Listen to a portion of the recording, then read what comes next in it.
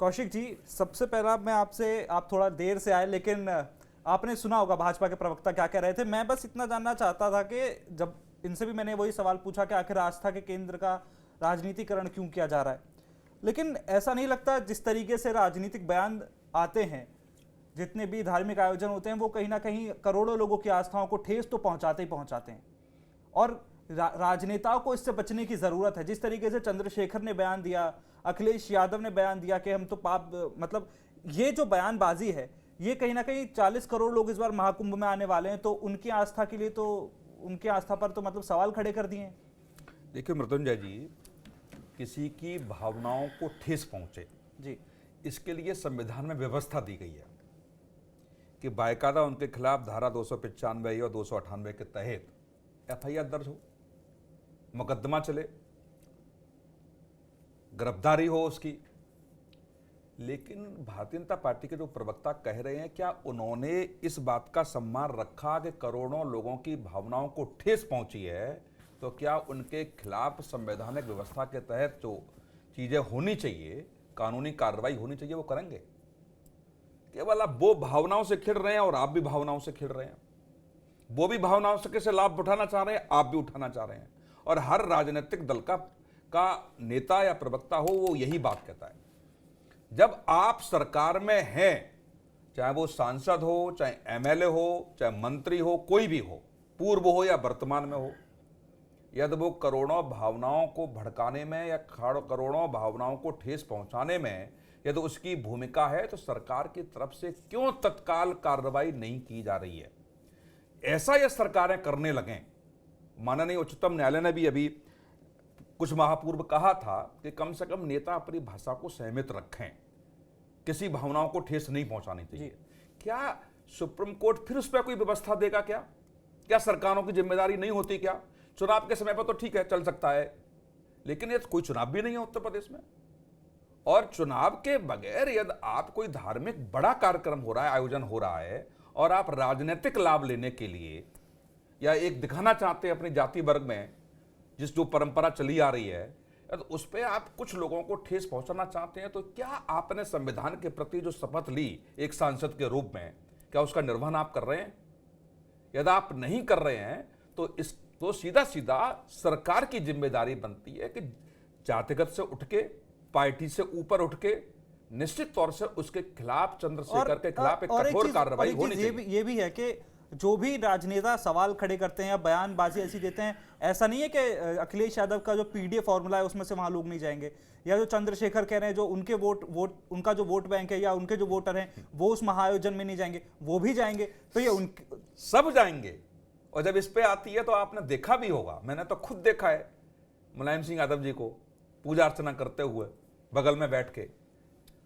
क्या अखिलेश यादव जी ने जब धार्मिक बयान आता तो नहीं कहते कि मैं भी पूजा अर्चना करता हूं?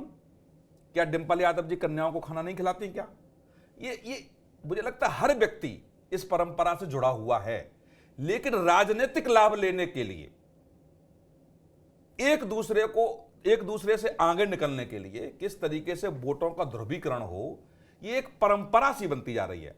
मैं पिछले एक दशक से देख रहा हूं, पहले तो कभी कभार होता था, लेकिन पिछले एक दशक से इसकी बाढ़ आ गई है कि हिंदू धर्म के प्रति कुछ भी आप कहिए, कोई कुछ करने वाला नहीं है। मुसलमानों के प्रति आप दिखाइए ना, उनके धर्म के प्रति आप टिप्पणी कीजिए, उनकी धार्मिक पुस्तकों के खिलाफ टिप्पणी कीजिए, पता चलेगा आपको।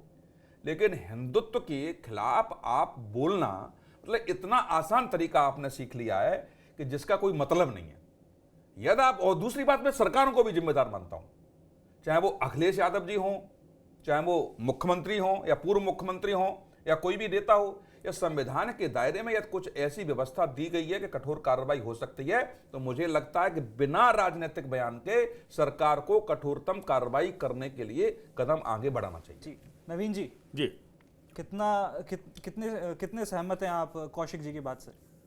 नहीं, कौशिक जी ने जो बात कही मैं उसको और थोड़ा सा आगे बढ़ाता हूं। देखिए, ऐसा होता है कुंभ का आयोजन, पहली चीज तो ये कोई राजनीतिक आयोजन कदापि नहीं है, ये एक धार्मिक आयोजन होता है। और जो हमारे लंबे अनादिकाल से सम्राट हर्षवर्धन के समय से वो परंपरा चली आ रही है, उसका अनुपालन किया जा रहा है। और इसके लिए किसी को कोई विशेष आमंत्रण नहीं दिया जाता है। लोग स्वतः अपने श्रद्धा भाव को साथ रख के हृदयान्वत करके वो लोग वहां जाते हैं। मैं अभी बताता हूं कि मैं पिछली बार जब पिछला कुंभ हुआ उस समय में कुंभ में नहीं जा पाया, तो मेरी इच्छा हुई, पत्नी ने बोला भाई हमें भी चलना चाहिए, तो हमने चलो गंगा सागर चलते हैं। हम गंगा सागर गए, कलकत्ता से गंगा सागर गए, और वहां की एक बड़ी मुझे विशेष चीज लगी, इसको राजनीतिक पटल पे तो मैं लेके नहीं जाऊंगा बिल्कुल भी, कि वहां से नाव से जब आप स्टीमर से उधर जाते हैं दूसरे पार में, बहुत लंबा फाट है वो गंगा जी का, हुगली नदी का, मात्र ₹1.90 प्रति यात्री किराया है। सरकार सब्सिडी देती है बंगाल की, और बंगाल सरकार ने वो व्यवस्था कर रखी है, इस मकर संक्रांति पर भी रहेगी। प्रश्न इस बात का है कि आपने कुंभ समाजवादी पार्टी की सरकार में भी हुआ, आजम खां उसके प्रभारी मंत्री थे, आज योगी आदित्यनाथ जी मुख्यमंत्री होकर स्वयं देख रहे हैं व्यवस्था। तो मैं समझता हूं ये धार्मिक आयोजन है, इसको ये राजनीतिक विषय नहीं है। अब आते हैं चंद्रशेखर के बयान पर। चंद्रशेखर हों या समाजवादी पार्टी के लोटन निषाद हों या कोई दो चार नेता और हों समाजवादी पार्टी के, ये लोग अपनी बदजुबानी के लिए जाने जाते हैं इस देश के अंदर। इनकी अगर राजनीति की कोई यूएसपी है तो वो केवल और केवल बदजुबानी, और कुछ है ही नहीं। मुझे बड़ा ताज्जुब लगता है, आपने कहा सरकार कार्रवाई करे, मैं तो ये कहता हूं स्वामी प्रसाद मौर्य जैसे बदजुबान के खिलाफ एफआईआर दर्ज हो गई। कहां थी योगी सरकार? क्यों नहीं भाई कार्रवाई की आपने? क्यों नहीं गिरफ्तार किया उस व्यक्ति को जो हमारे हिंदू धर्म ग्रंथों के साथ अभद्रता कर रहा था? क्यों नहीं किया आपने कार्रवाई? आज चंद्रशेखर के लिए आपने जो बात कही, मैं गारंटी के साथ कहता हूं कभी कोई कार्रवाई नहीं करी, क्योंकि हमारे जो राजनेता हैं वो वोट लेने के लिए धर्म की बात करेंगे, धर्म के चीजें फैलाएंगे। उसके बाद जहां किसी जाति के नेता ने, चंद्रशेखर चूंकि एक दलित समाज से आते हैं, अब चंद्रशेखर की गिरफ्तारी करने का मतलब भारतीय जनता पार्टी की योगी सरकार पहले अपने हानि और लाभ का आकलन करेगी मृत्युंजय जी। इसलिए इस देश के अंदर कोई कार्रवाई नहीं हो पाती और हिंदू धर्म को खिलौना बना के रख दिया इन लोगों ने। महंत शुभम गिरी जी, आपको आवाज आ रही है मेरी? मुझे पता चला था आपका नेटवर्क थोड़ा सा आवाज आ रही है सर, आ रही है, आपकी आवाज आ रही है, बोलिए। महाकुंभ पे हो रही इस सियासी घमासान को आप कैसे देखते हैं? अलग अलग राजनेता अलग अलग टिप्पणी करके चले जाते हैं और फिर हम जैसे लोग इस बात की चर्चा करते रहते हैं। देखिए, पक्ष का कार्य है, अगर सरकार कोई गलत कार्य कर रही है उसका सहयोग करता है, ठीक है। दूसरी बात आप दीजिए ध्यानपूर्वक, मैं पिछले 20-30 दिन से नल के लिए परेशान हूँ, अभी तक जल की व्यवस्था नहीं हो पाई है। यहाँ के मंत्रियों का फोन स्विच ऑफ हो रहा है और सारे परेशान हैं। सुबह जल कार्यालय में अगर आप कैमरा मैन भेजिए, जल कार्यालय में देखिए कितने बड़े बड़े साधु खड़े हुए हैं। कभी मेला प्रशासन के ढंग से व्यक्ति नहीं मिल पाते हैं, जब मिलते हैं रात को तो बोले बाहर जाइए बाहर जाइए। ये कोई तरीका है इनका बोलने का? योगी जी संत है, संत का अच्छा आयोजन कराएंगे, मैं उनकी आलोचना नहीं करता, लेकिन कई असुविधा अभी भी कुंभ में है, उसमें कोई दो राय नहीं है। और एक बात आपको ये अवगत करवाता हूँ, इस बार शौचालय और जल की बिल्कुल व्यवस्था बिल्कुल नील व्यवस्था है, इसमें कोई दो राय नहीं है।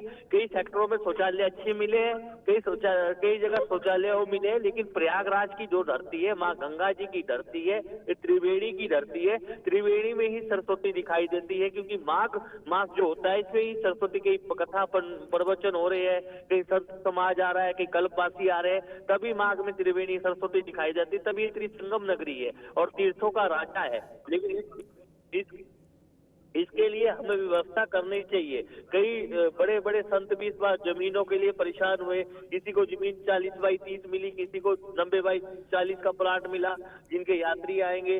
चलिए वो तो व्यवस्था कैसी थी, कैसे सरकार व्यवस्था कर रही है, सरकार तो विशाल मेला बनाएगी, कोई बात नहीं है, लेकिन इस चीज के बारे में सोचना चाहिए।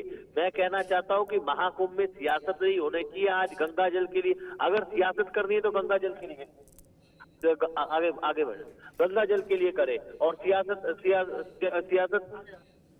सियासत करनी है तो आप गंगा जल के साथ जमुना जी के लिए कीजिए। अगर गंगा जी में कोई गंदगी डालता है उसके लिए बोलिए। सभी को सहयोग करना चाहिए, माँ गंगा जल का शुद्ध होना चाहिए। माँ गंगा जी का जल अगर शुद्ध होगा तो कुंभ मेला शुद्ध होगा। सभी नागा सन्यासी आते हैं, 13 के 13 अखाड़े इसमें आरोप लगाया। देखिए शुभम गिरी जी कह रहे हैं कि अभी भी अव्यवस्था है, कहना चाहता हूँ बहुत अव्यवस्था है कुंभ मेले को लेकर। नहीं, बिल्कुल सही कह रहा हूँ, मैं खुद ही परेशान हूँ जल के लिए लेकर। आप देखिए जी, आप देखिए, खाली सियासत का केंद्र मत बनाइए कुंभ को कुंभ की तरह रहने दीजिए।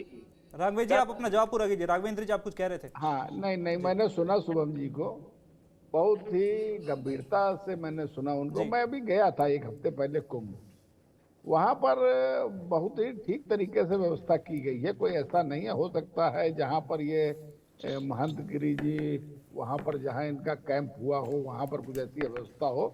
मैंने इनकी बात सुन ली है, निश्चित रूप से उपरोक्त जगह पर उसकी सूचना पहुंचा दी जाएगी, जो कमियां हैं वो दूर कर दी जाएगी। मृत्युंजय जी, बहुत ही बेहतर तरीके से व्यवस्था की जा रही है, बहुत ही चाक चौबंद सुरक्षा की व्यवस्था की जा रही है और अविरल और निर्मल गंगा की बहुत ही अच्छी तरीके से व्यवस्था की गई है। अभी कुंभ के लिए पर्याप्त समय है, अब उसको देखिएगा 3-4 दिन के अंदर निर्मल यहाँ से कानपुर से जो बैराज है वहां से जल छोड़ने की समय समय पर किस तरीके से वैज्ञानिक तरीके से जल छोड़ा जाए, हर व्यक्ति को अविरल गंगा मिले और निर्मल गंगा मिले, तो इसको लेकर के बहुत ही बेहतर तरीके से हम लोगों ने व्यवस्था की है। उपयुक्त बजट का जो आकलन किया गया, उपयुक्त बजट वहां पर दिया गया है और मुझे नहीं लग रहा है कोई, जब ये कुंभ मेले का आयोजन शुरू होगा उसके बाद महंत गिरी जी की जो कोई समस्या जो थोड़ी बहुत रह गई है उसको लेकर के अब हमें लग रहा कोई ऐसी शंका का विषय नहीं है। ठीक है। सब बेहतर तरीके से चंद्रशेखर काम के हो रहा खिलाफ कब होगा। एफआईआर होगी? ये चंद्रशेखर जी के खिलाफ कब एफआईआर होगी? अब भाई देखिए, मैं भारतीय जनता पार्टी के प्रवक्ता होने के नाते अब अपना विषय जहां आपने कहा है उसको पहुंचा दूंगा। अब ये देखा जाएगा अब एफआईआर वगैरह का विषय। मतलब आप विषय पहुंचाएंगे, सरकार अंधी है क्या? नहीं नहीं, अब उसका देखा जाएगा, उसका आकलन किया जाएगा। नहीं, राजनीतिक आकलन क्या किया जाएगा? जब राजनीतिक मीडिया में बयान आ एक गया, सवाल मेरा बातें और आप सुन रहे हैं सीधा, अब इसमें क्या देखा जाएगा? अब भी जांच का विषय रह गया है क्या? नहीं नहीं, देखिए अब आगे देखे थे इसको, एफआईआर की अगर आवश्यकता होगी तो निश्चित रूप से एफआईआर की जाएगी। मतलब अब अभी भी आप महसूस नहीं कर रहे कि आवश्यकता है?